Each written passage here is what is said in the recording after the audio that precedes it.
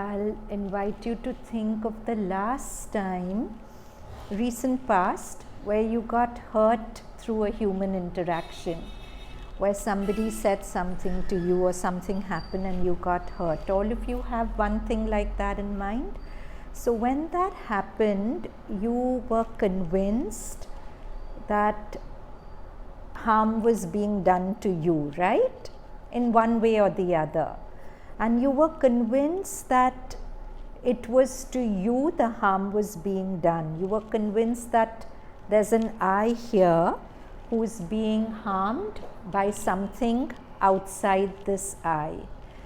But who is this I? That's the question. Who is this I? Answer me, let's have a dialogue. Who is this I? Yeah, but in your experience, in the moment when you're hurt, who is this I? It's your personality. Your personality. So, the person that you think you are. But is that person fixed? It's changing moment to moment, thought to thought, right? Every thought is giving you a different sense of I. Flattering thought is giving you a happy I. A critical thought is giving you an unhappy I. Your I is changing thought to thought to thought. But you think that the I is one continuous permanent thing, right? And you feel that I is being attacked. Am I correct? But that I doesn't exist. The I arises in a thought, and when that thought passes away, that particular I is gone. Another I arises in the next thought. Are you with me? So to think that there's a frozen permanent self here, and I who gets hurt, is itself a level of ignorance or falsehood, right? And we so zealously defend this I. I'm being disrespected, I'm being undermined, I'm being written off, and we do all sorts of things to protect this I, right?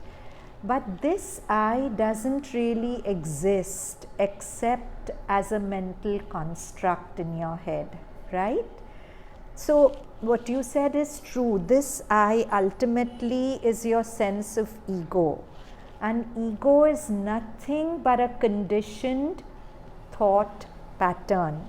So you keep getting upset about, so Kaira's come, hypothetically I have an interaction with Kaira which upsets me, which makes me feel small or whatever. And I feel Kaira, hypothetically, has attacked my sense of I. And I'm very convinced about my narrative. I'm very convinced about my sense of I who's being attacked. But sometimes in a dream, I'm very convinced that the dream is real. And I'm very convinced that all the negative things in the nightmare are happening till I wake up. Has that happened? You're super convinced that whatever's happening in the dream is happening till you wake up from it. So every ego pattern that arises and makes you unhappy is simply a dream you're caught up in, and very useful to awaken from the dream and remind yourself that this I, which has arisen, which is feeling affronted, put down, whatever, is just a mental construct. It's a construct of your mind. It has no ontological reality. And you wake up from it and you see that everything that the mind has created about the whole situation, in one sense, is just a dream you're caught up in.